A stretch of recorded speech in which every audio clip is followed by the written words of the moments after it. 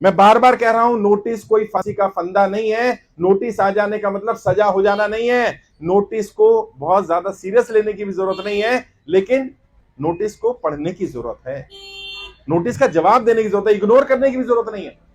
अभी समस्या क्या आ रही है, आपके पास पहला नोटिस आया, आपने पढ़ा ही नहीं। अभी सुबह भी एक व्यक्ति आए अलवर में, कहते मुझे पढ़ना नहीं आता। अरे आपको नहीं आता, आपके घर में परिवार में कोई तो होगा जो पढ़ता होगा। अगर आप पहले नोटिस को ही रोक लो तो आगे के नोटिस नहीं आएंगे। प्रक्रिया क्या है मैं बताता हूं। पहला नोटिस आता है, बैंक से आता है, आप उसका जवाब नहीं देते। बैंक क्या करता है, अगला नोटिस भेजता है वकील के थ्रू, आप उसका भी जवाब नहीं देते। फिर बैंक क्या करता है, फिर बैंक कोर्ट से नोटिस भेजता है, आप उसका भी जवाब नहीं देते। फिर आपके लिए वारंट निकल जाते हैं।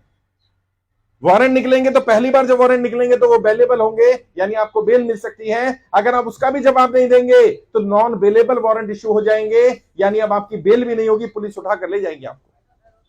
और अगर उसका भी जवाब नहीं दिया, पुलिस आ गई और आप कहीं छिप गए, कई लोग बड़ा समझदार बनते हैं, मैं यहां चला जाऊंगा वहां चला जाऊंगा, तो क्या करेंगे, बैंक आपको भगोड़ा डिक्लेयर कर देगा, पीओ डिक्लेयर कर देगा। और अगर पीओ या भगोड़ा डिक्लेयर कर दिया गया तो सोचिए कितनी बुरी हालत होगी, आपको, आपके परिवार को सजा मिलेगी इसकी।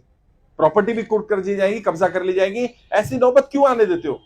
क्या करो, पहले तो देखो नोटिस है कौन सा। 3 तरह के नोटिस आते हैं, मैंने बताया, बैंक का नोटिस, वकील का नोटिस, कोर्ट का नोटिस।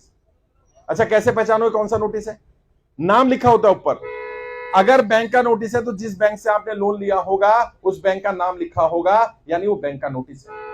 अगर लिखा है उसमें अधिवक्ता, एडवोकेट, वकील, हिंदी में वकील लिखा होगा, अधिवक्ता लिखा हो सकता है, इंग्लिश में एडवोकेट लिखा हो सकता है, यानी वो वकील का नोटिस है। और अगर लिखा है न्यायालय, सत्र न्यायालय, कोर्ट लिखा है, इंग्लिश में कोर्ट लिखा होता है, जिला अदालत लिखा हो सकता है, लोक अदालत लिखा हो सकता है, अदालत लिखा हो, न्यायालय लिखा हो, कोर्ट लिखा हो, ये कोर्ट का नोटिस है।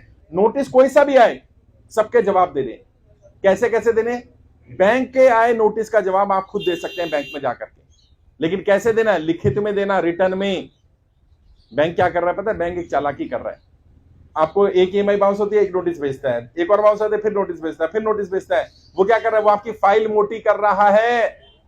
आपको समझ में नहीं आ रहा? जब बैंक कोर्ट में जाएगा वो दिखाएगा हमने 10 नोटिस भेजे थे और आपकी तरफ से एक भी नोटिस का जवाब नहीं आया होगा, तो यह माना जाएगा आप डिफॉल्टर हो।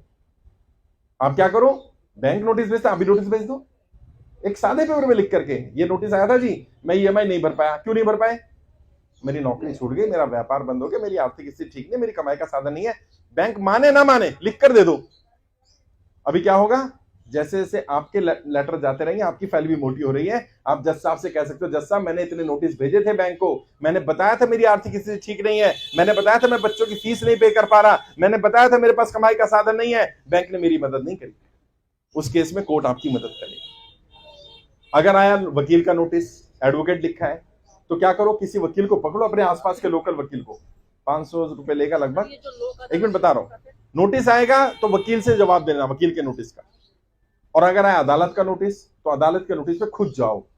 जैसे भाई ने कहा लोक अदालत का नोटिस, कोई सी भी अदालत का नोटिस है, खुद चले जाओ।